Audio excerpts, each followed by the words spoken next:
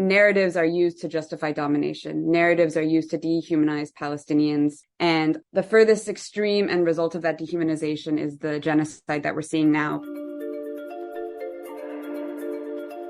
You are listening to Mobilizing Data for Justice, a podcast about how activists gather and make sense of data. In this episode, we interview Nas and Jess from Visualizing Palestine. They tell us about how they overcome challenges and obstacles in their work, why the work is important, and what they see in the future.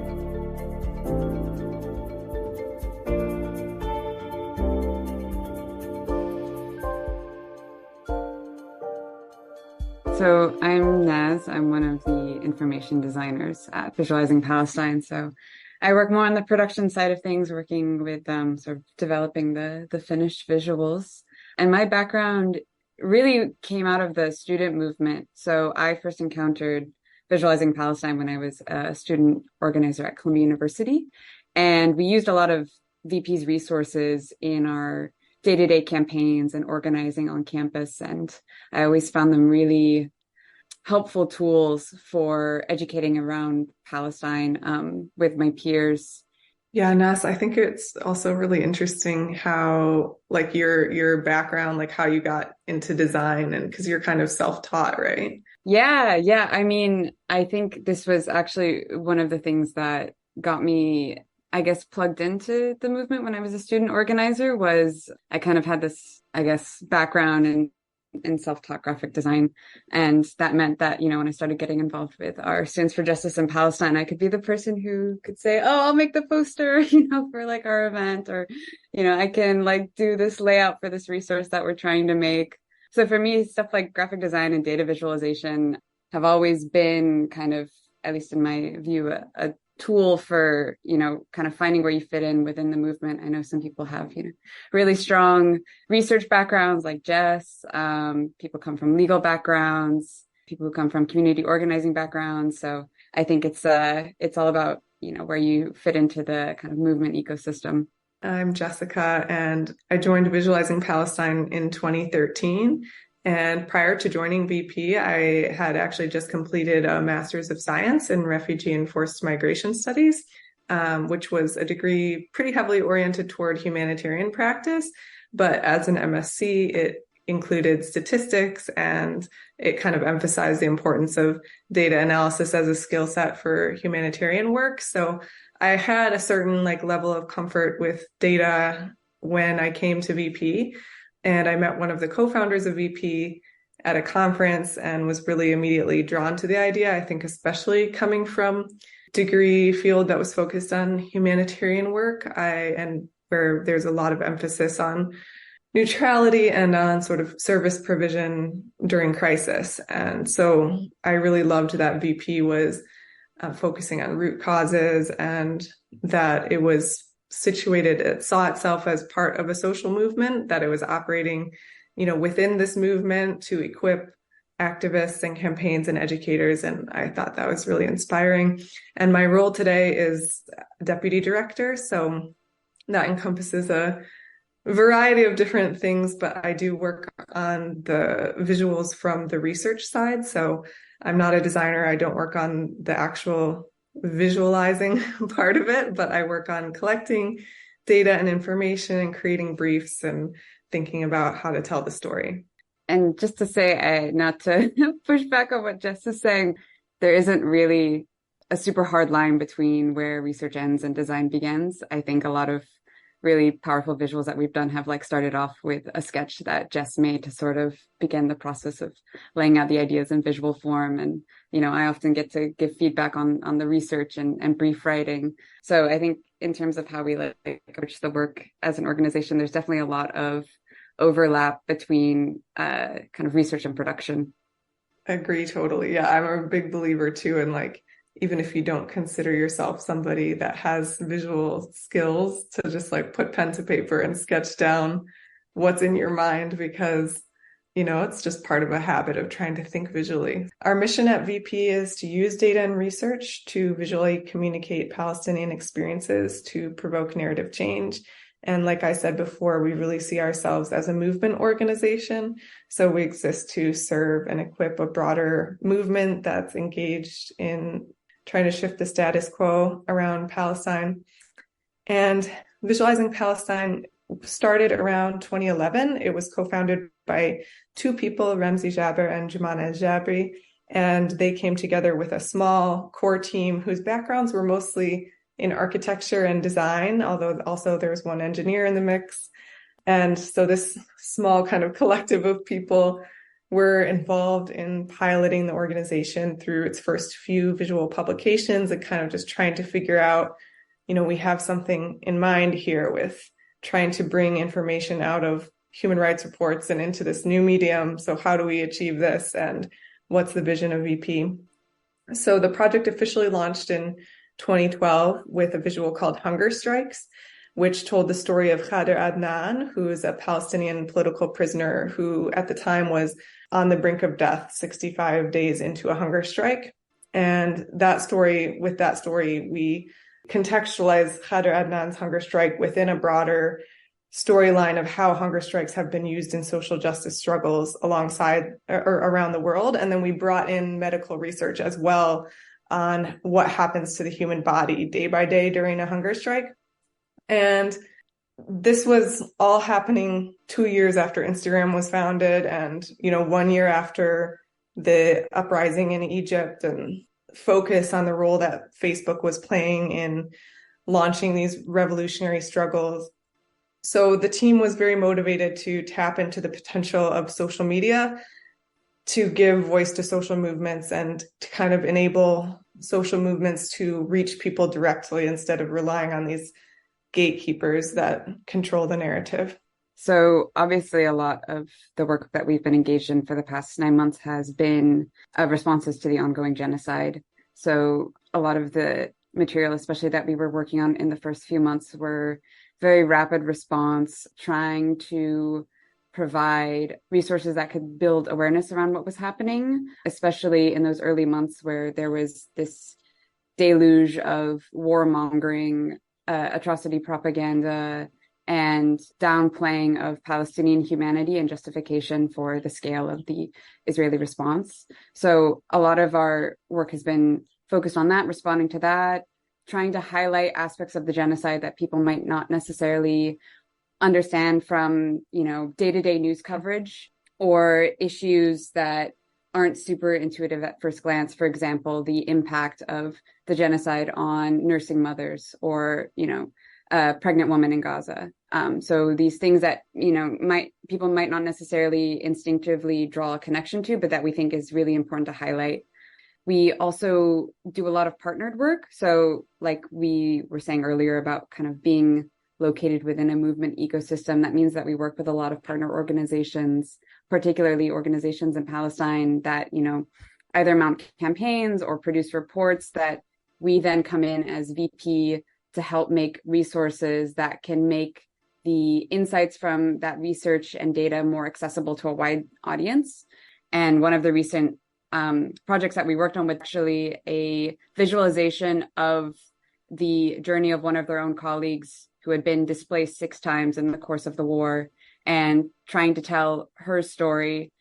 So it was this very strange instance in which an organization that we partner with, their own colleagues had become the data that we were trying to visualize to raise the sort of awareness around the scale of displacement that was happening.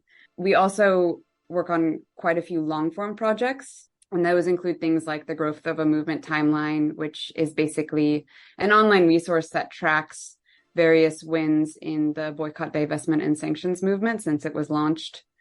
We also have resources such as Palestine Open Maps, which was a project that VP embarked on to basically make accessible historic maps of Palestine and to make them searchable and to allow people to kind of overlay different maps from different historical periods over each other.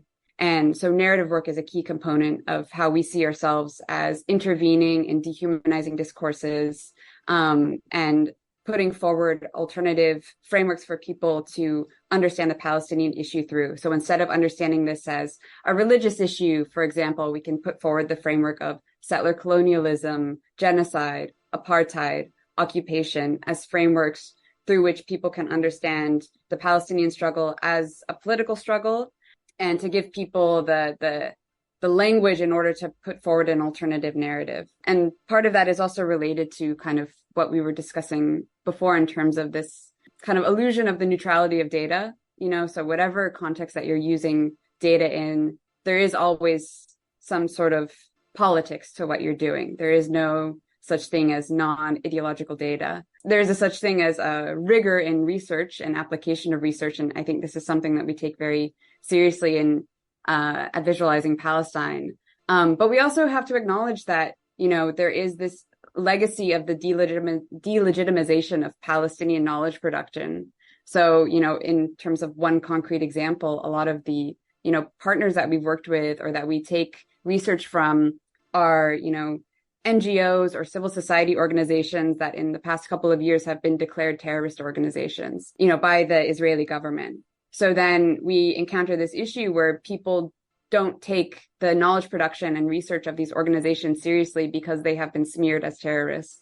So for us, an important intervention in that is to say, no, this is rigorous and legitimate data, and we're going to use it and we're going to source it carefully. But we are not going to accept this idea that there is the sort of political delegitimization of the data that we use. I think in terms of integrating that with a social justice struggle, I think a lot of it is about skilling up people in the movement and dedicating capacity and resources to political education and communications as a really essential aspect of political education. So it's not just about the data and the narrative that you're bringing to people, but also how you're presenting it to them. And obviously with Visualizing Palestine, the name is kind of a giveaway that our focus is on presenting that information visually in a way that's digestible and accessible, but not necessarily dumbed down.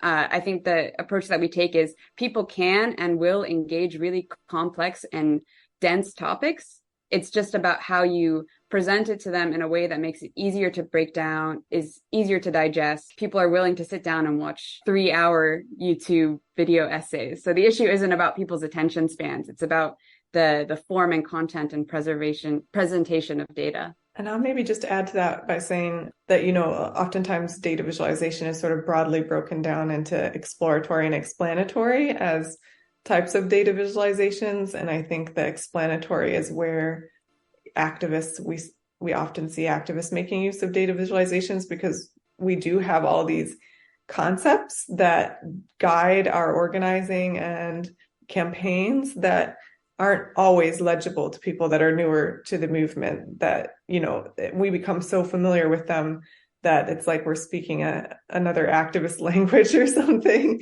And so I think it's very important to think about like, what are these big guiding frameworks and concepts that people need to understand? Things like decolonization. What does that actually mean when we say decolonization, or invest, divest? Like where are our resources going now and where could they be going? Or food sovereignty, like all these big ideas that emerge from movements and kind of capture their vision for collective liberation. And I think that's like when you look into VP's work, we're trying to explain this is what apartheid means. This is what it looks like in people's day-to-day lives. And, this is what something like green colonialism as a concept means in Palestine and what that looks like. So there's a lot of explanatory content. And with a situation like Palestine, where there's so much history to it, and, it's not necessarily more complicated. People like to say it's complicated.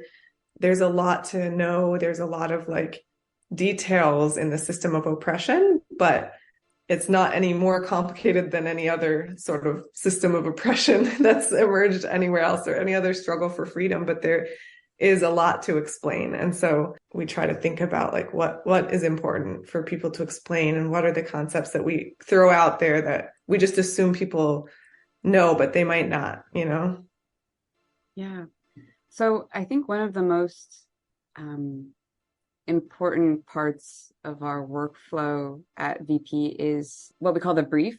So it's basically the kind of between the sort of research stage and the visual development and production stage. And the brief is basically, it's a document. We have a template that's kind of, it has all of the same bullet points, but it's basically where we outline the theme, the purpose, the audience, the key messages, and the conceptual directions of the project that we're working on. So it's basically, when we're in the research stage, it's very expansive. We're taking in a lot of data, we're taking in a lot of conceptual directions, and we're just trying to get as much research and information as we can. And the brief stage is where we're able to go through a process of refinement where we're saying, okay, this is what the purpose of this visual is going to be. That helps us narrow down what research we need. This is the audience that might help shape our key messages. And here are the visual and conceptual directions. So that's where we might decide, hey, this looks like something that would really work well for a mapping-based visual. Here's a conceptual direction that would work a lot better with a more sequential art or comic-based direction, storytelling direction, or with, this kind of data visualization. For us, this has been like a kind of key technique for where we're refining these really dense, complex bodies of research into something that becomes much more digestible. Keeping in mind, like, how much you can include in a visual. Like, I think a lot of data visualization is determining what is actually important context and what's sort of, how do you remove the noise? So yeah, the brief is a tool that we use to sort of get there to try and move from everything we've collected to what's actually needed to tell the story.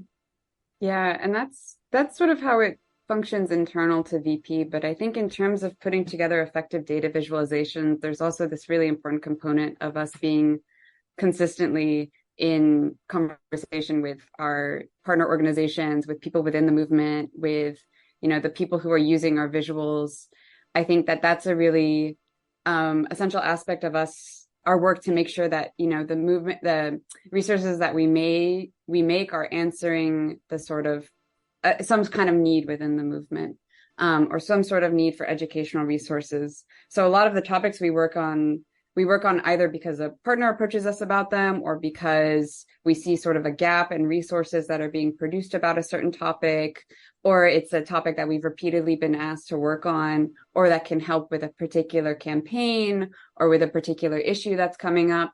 That's a really essential part of our approach as well. This is where we kind of decide on our priorities and our key messaging and our conceptual directions. A lot of the time it is in response to what there seems to be a need for, and not just what we as VP think is important to work on. Yeah, and I'll add to that too. I think you kind of get used to, when you do this work a lot, when you're immersed in it, you get used to looking out for things that lend themselves to visualization. Like, you'll just be reading an article and something will jump out. It's like, oh, that would be a really great story to visualize, or a new piece of data will be published, and it's like, oh, I really want to work. Like, you just get the urge to work on things that will work really well for data visualization. And then there's other topics that sometimes people approach us on, and they can be really hard. They don't lend themselves as naturally to a visual approach. I find, especially a lot of times we do a lot of work on corporate complicity, like the role that corporations are playing in human rights violations.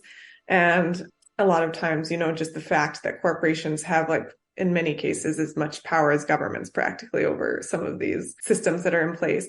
But it can be so hard. It can be so dry. And to kind of show, here's this corporation is connected to this and this through this whole chain, a supply chain or something, that those can sometimes, it feels like, okay, where's the human in this story? Or how do you make this interesting, and how do you visualize it other than just another power map, which power maps are really useful and they're there for a reason. But there are topics that we're asked to work on that are a lot harder to figure out. How do you break this down, or how do you approach this visually? Right. Because a lot of the times when it comes to systems of oppression, that mystification is kind of the point.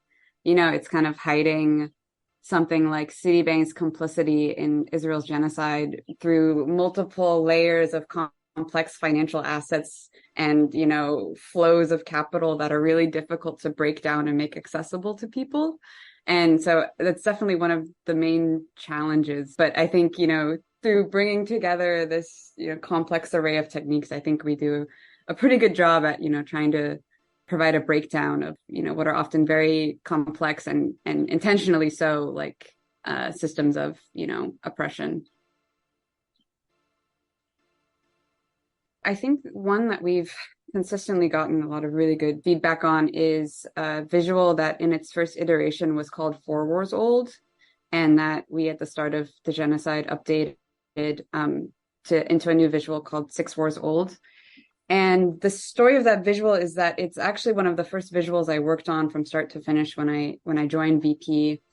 And the concept for it came out of a couple of places, but one in particular was a article written by Professor Rifat El-Arir, who, as we know, was killed a few months into the start of the genocide. But it was an op-ed that he wrote about his children's experience of war in Gaza. And I think in that particular case, it was in 2021. And one of the lines he uses in the piece, it was like a very kind of throwaway line, was that he described his daughter Lena as being in Gazan time 3 wars old. And that was such a powerful concept, and immediately brought to mind this idea of, these child developmental charts you see of like different developmental stages that children go through when they're 1 to 2 years old, to 2 to 4 years old. And the idea was to basically take that visual concept and this idea of,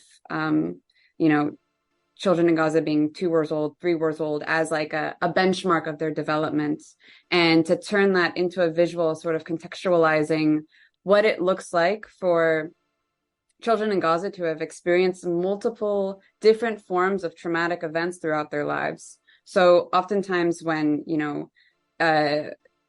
Israeli military escalations are covered, it's often in the framework of like, this many children were killed in this war, this many children were injured in this war.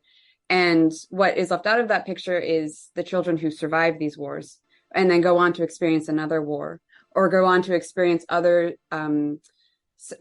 forms of chronic trauma, such as lack of consistent education, medical access to adequate food and water, the conditions of a 17-year blockade.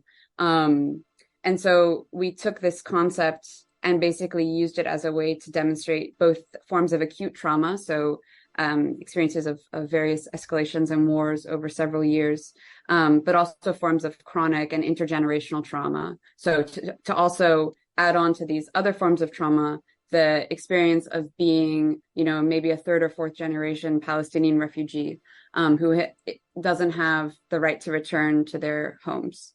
And I think for a lot of people, it was a really effective visual because it helped to contextualize the sort of broad historical context while also maintaining a deeply human personal element of it. So in terms of how it affected like a single child who at the age of 17 has lived through 6 wars. So I think that visual sort of got at a lot of what we try to do in our work, which is to take these, issue, like perhaps complex issues such as understanding the effect of trauma on childhood development, and present it in a way that's accessible, but also helps people understand that there is a historical context to every sort of escalation and assault on Gaza that goes far beyond what we see in the news headlines. Now, I'll maybe add one that I like too. I'm also 6 Wars Old is a very one that I am like has a special place in my heart. But just to add another one to the mix, we developed this set of visuals. They're kind of like a sister series. One is called Gaza's Untold Story, and one is called Short Walk Home, Long Walk to Freedom. And both of these visuals are map-based visuals that look at a group of people who were killed in Gaza during a certain period of time. So the first one, Gaza's Untold Story, looks at people who were killed during the 2014 Israeli assault on Gaza. And the second one, Short Walk Home, Long Walk to Freedom, looks at people who were killed during the Great March of Return. And it maps out their villages of origin. So 70% of the population of Gaza are refugees. And they might be more accurately called internally displaced people because they came from towns and villages across Palestine. They were forcibly displaced during 1948 to make way for the foundation of the Israeli state, and they ended up in Gaza. So they didn't cross an international border. They stayed in Palestine, but they've never been allowed to return to their homes. And so we mapped all of their home villages, and it just kind of showed this very intimate geography where you have people who are trapped for multiple generations in 1% of their homeland, but the village that they, have the right to return to is maybe 10 kilometers away. Like literally you could walk to it from Gaza. And yet, generations of people have not been allowed to return. So it kind of not only revealed that sort of absurd and intimate geography of displacement in Palestine, that's the foundation and the root of this struggle, but it also kind of showed how like history layers, like this oppression accumulates, that you have people who are displaced and contained in Gaza, and then that containment intensifies to the point of a total blockade, and that people protest that blockade. They'll never accept the conditions of oppression. With the Great March of Return, people protested every week for, I think, almost 2 years. And they were brutally repressed. Israeli snipers fired live ammunition into crowds of protesters. And so you have people that are, will always call for their rights. They will never accept oppression, but they will be, repressed even further. And so you sort of have this like cycle of layering of abuses on top of each other, and then people resisting those. And so I thought that visual was kind of really effective in showing a side of the story that, again, doesn't usually get told. The fact that Palestinians are a highly fragmented people, and that this is one of the consequences of, this colonial project, has been the fragmentation of Palestinians geographically, politically, in the diaspora, in historic Palestine. So that poses a large problem in terms of finding comprehensive data sets a lot of the time, because a lot of research and monitoring organizations, they'll focus on, the occupied territory. So they might have data sets on the West Bank and Gaza, but then it might be a lot harder to find data on, for example, Palestinians, living in what is now the Israeli state, or living in the diaspora, in refugee camps, or living in countries outside of the Middle East. And so if you're making, visuals about, trying to have a comprehensive view of the Palestinian people, that is one of, I think, the key challenges we encounter in terms of the consequences of that fragmentation. So I guess that's one of the more like nitty gritty kind of like issues that we run into. Like, for example, I think just this came up when we were trying to collect data on Palestinian journalists killed by Israel, or journalists killed by Israel since like the early 2000s. And, there were many different data sets, and it was hard to sort of collate the data together and cross-reference it and sort of come to a conclusive, like comprehensive list of journalists who had been killed. And yeah, that being a sort of, that's a condition of or that is a consequence of the political conditions under which data is collected. And so a lot of times our work involves doing that extra step of, bringing together different data sets into conversation with each other to try to paint some kind of more comprehensive picture. Yeah, for sure. A lot of times it's like just trying to piece together, like, okay, here's what we have that speaks to East Jerusalem, but then here's what we have for the West Bank. And is this data set from the West Bank including East Jerusalem or not? Like just truly puzzling over trying to fit different data sets together. So that's definitely a challenge. I would also say, there's always like as a small organization, the expected challenges of just like capacity, and how do you prioritize what to take on when there's so much demand and so much need and so many things you want to work on. So for me, it's really hard to say no to projects or to requests. It's like, I just wish I could work on everything. And yet also this kind of work takes a lot of time. I think there's like a lot of challenges around pacing too, because we distribute our work through social media, and social media, the demand is like more and more and more every day, keep posting.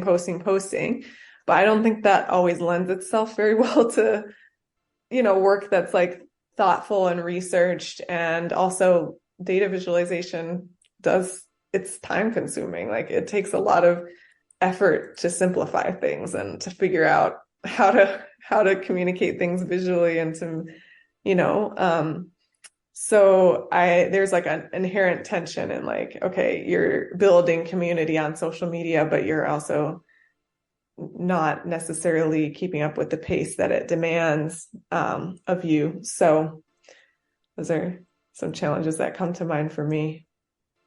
Yeah. And of course, bringing our resources to people who are less like plugged into social media.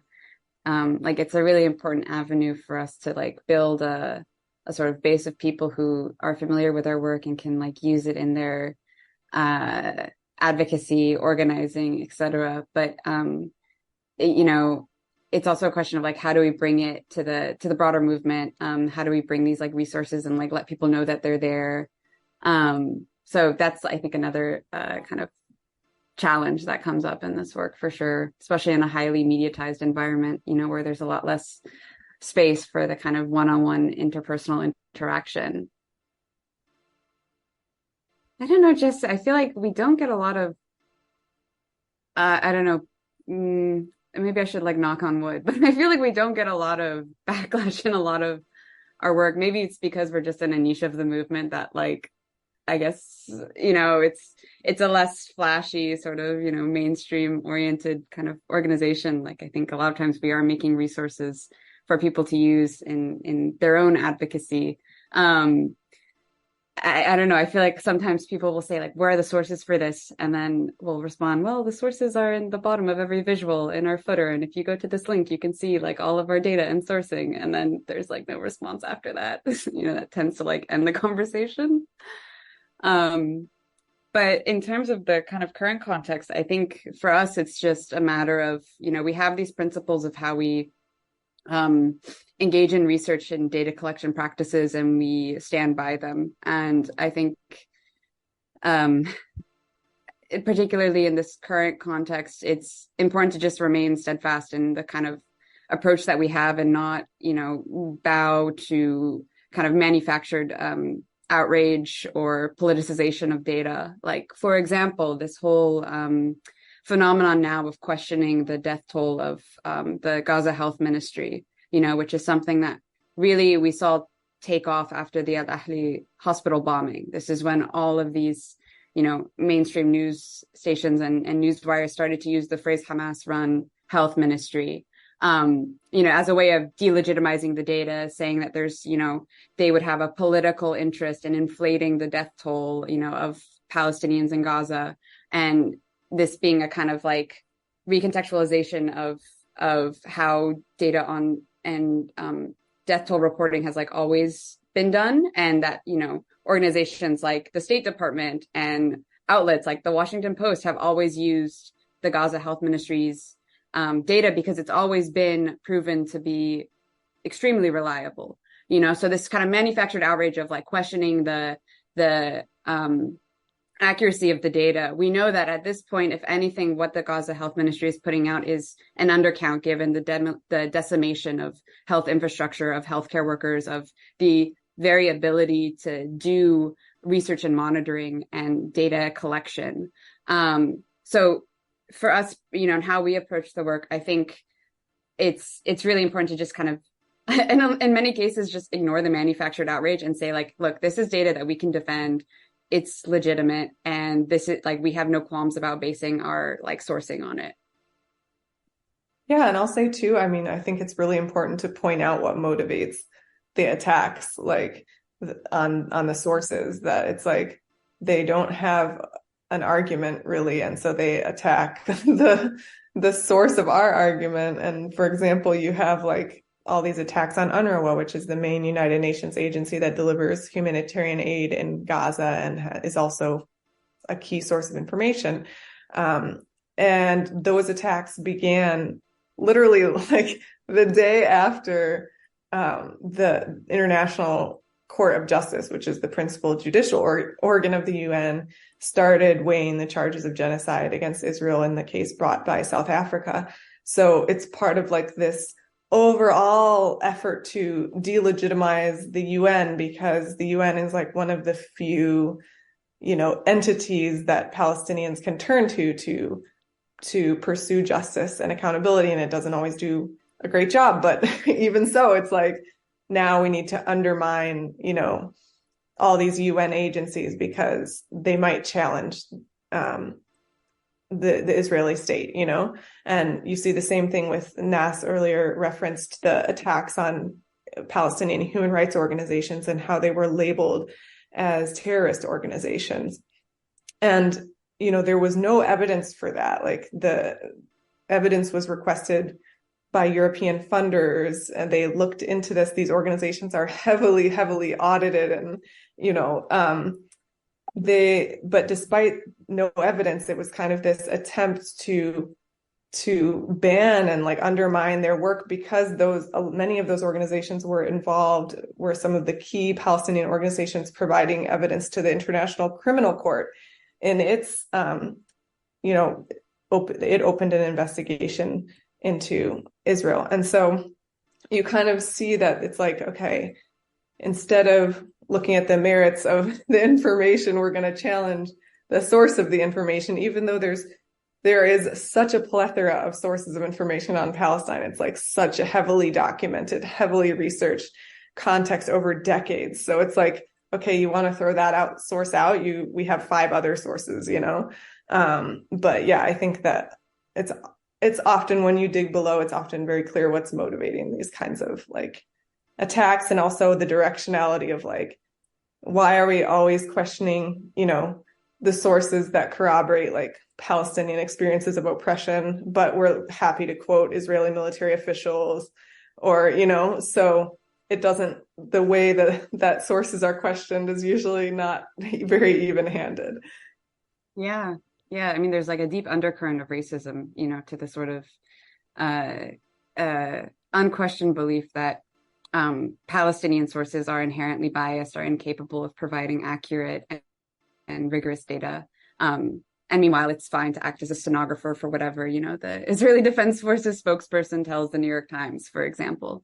So we see this kind of like double standard playing out also in terms of how like data is regarded. Yeah, and even how Palestinians, sorry, I mean, we're probably speaking too much on this, but obviously it's like very close to us. But, you had the CNN international anchor, Christiane Amanpour, who said kind of almost like off the cuff, made a statement in an interview with Jon Stewart that there's no journalists in Gaza.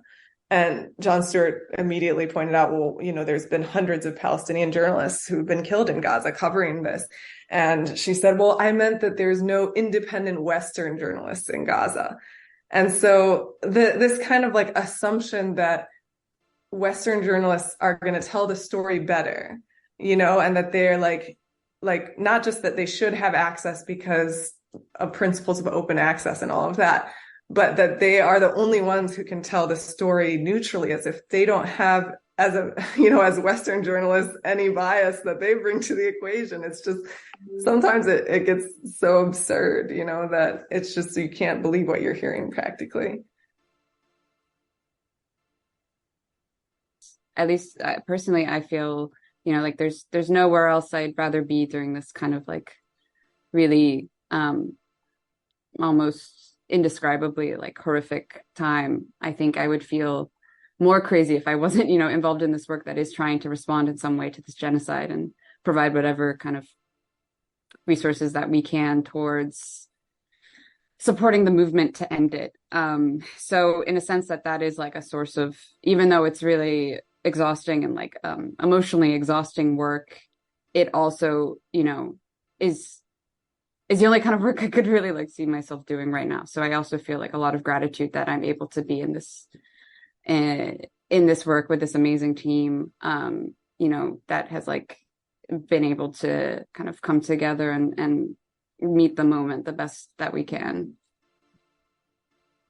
Yeah, I feel the same way. I feel like there's so many people right now that are trying to process all of this from spaces that are like totally closed off to activism and that are kind of like heavily disciplined, the corporate world. And even like in universities, we know that there has been various degrees of discipline kind of enforced upon people that are trying to talk about these issues. So I feel like very fortunate that we have this space where this is what we do, and we do it together in a supportive environment. But at the same time, I don't want to underestimate that there is burnout and there is fatigue in movements, and like I think that maybe affects like organizers even more than it might affect people like us that are like supporting organizers, because organizing, there's like so many interpersonal dynamics that you have to navigate of like just politics within movements and like figuring out strategies and aligning around strategies. And so I feel like I really respect and just like I'm in awe of organizers and how they manage to keep their energy up. Like I know that these are times when everybody is extra motivated, but I think it's also like I do worry about how we sustain this kind of output of energy as a movement, I think to give a kind of big picture, maybe like conceptual answer is that we're seeing, kind of tidal shifts that I think many of us never expected to see in our lifetime. We talk a lot about how our work is focused on narrative change and, mainstreaming concepts, to, in particular, like Western American publics. So topics like military occupation, apartheid, and, in the past couple of years, concepts like settler colonialism and bringing a colonial framework into our work, to sort of go beyond, like to say that, military occupation and apartheid are expressions of this root issue. And I think the framing of genocide is one that had, always been a facet of our work and a facet of Palestinian knowledge production and understanding of Zionism as a project, in terms of its orientation towards Palestinians as a native population. But that what we've seen in the past 9 months is the kind of mainstreaming of this idea of that what Israel is doing is a genocide. And, it's also, it represents an acceleration of, a kind of form of colonial violence that has existed in one form or another since before 1948. So there's been, a lot of the focus I think has been on this really rapid, intense escalation of repression against the Palestine movement, whether it's people getting doxxed or fired from their jobs or brutalized by the police or having their protests repressed or being faced with, legal challenges and the weaponization of counterterrorism laws. But at the same time, there's also been such a massive shift in popular consciousness around Palestine, that for us, I think is a tremendous opportunity. Like frameworks that we didn't think would be normalized or mainstreamed for another maybe decade are now being discussed on like CNN, or even being brought up in the New York Times, even if most of the New York Times is kind of like opposed to those framings.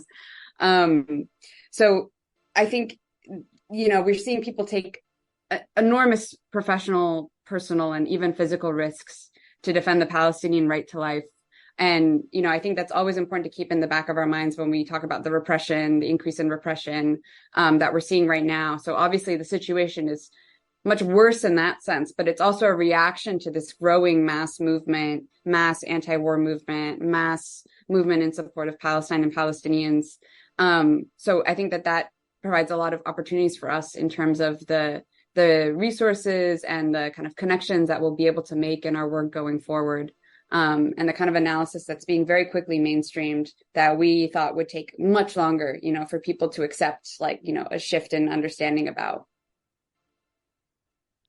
Yeah, I think so. I think this is, it's such a dynamic time that it's almost like I would have answered this question so differently if you asked a year ago, I probably would have felt like, oh, there's this plan that we're rolling out or something. But now I feel almost like you have to give space to like what's unfolding now that's so much bigger than us, and also bigger than Palestine too, right? Like we have all these other things happening with Sudan and Congo, and with intervention in Haiti, and protests in Kenya, and indigenous struggles here in the US, and with climate change. And there's so much like discontent right now with the systems that have gotten us to where we are. And I feel like the willingness of people to connect the dots on these issues is higher than it has been. So I don't know. I almost feel like just staying tuned to respond to like, as this unfolds, how can we build on it? How can we keep it going beyond this sort of peak moment? And also, I'm very conscious of the fact that all these narratives are going to emerge around the so-called the day after in Gaza, and what the plan should be going forward. And we already know a lot of those proposals are going to be really terrible. So I think there's also like a need to continue kind of putting forward an alternate vision for what the future could look like there as well. And yeah, I don't know. So much to follow, so much going on.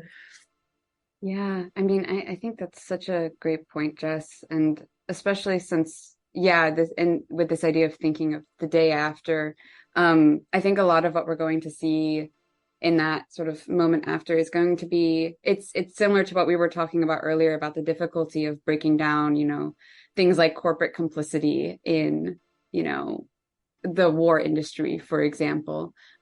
Stuff like the politicization of aid, and how aid is used, and like, austerity and structural adjustment, and, all of these, kind of more subtle ways of controlling the kind of like political capacity of a population are much harder to understand and break down. But that just makes it all the more important for our work to focus on providing an alternative framing, an alternative vision, because I think I think it's very easy for a lot of people to see the sort of horrific effects of the conduct of this war, and the sort of live broadcasting of genocidal acts, every day to people's smartphones. I think what's going to be a lot harder is, for people to kind of see when, formal hostilities end, how the oppression is going to continue in mutated forms, and how things like aid and, like who's able to disperse aid, who's, allowed to govern, what sort of exercise of sovereignty will Palestinians have? These are all deeply political questions that we need to be prepared to provide people answers for. Yeah, I was wondering too, just curious if you guys have produced any visualizations that would kind of explore what a decolonized kind of Palestine would look like. Like just riffing off of Jessica's idea of like also providing with people with a sense of other worlds that are possible. We have a visual called Return is Possible, where we look at the status of Palestinian villages that were depopulated in 1948, and which, many of them haven't been built over. The land is still empty. The rubble of homes are still there. So the idea that people could actually return to these places that they're from. And that's based on work by Dr. Salman Abu Sitta, who's done a lot of work on like practical dimensions of the right of return. Like his work is so detailed. It's like, first this group of people would return from the south to these set of villages, and then we would look at this district. I mean, it's like, and I think that's really interesting work of like, a lot of people get caught up in like, oh, is the right of return, like how would it actually work? And so there's somebody that's just saying, well, here's the plan, here's how it could work. And we haven't done as much, I would say, overall, like in future possibilities, but that's an area that we're interested in. And there are other organizations like Shabaka comes to mind that have sort of like done exercises of, okay, what are sort of different formulations of what liberation could look like, or what would happen if, in this scenario of, let's say, like the PA collapses or something, so it's like, it's hard to predict because there's so many factors, but there are definitely people that are having those conversations. And I think that is an important part of it. Yeah. And I think also, I think a lot of our work, and even if it's not necessarily focused on, projecting into future scenarios, I think it is invested in questioning the logic of partition and the logic of fragmentation. And really, I think this is something that visualizations can do really well, is to kind of highlight the absurdity of the condition that Palestinians live under.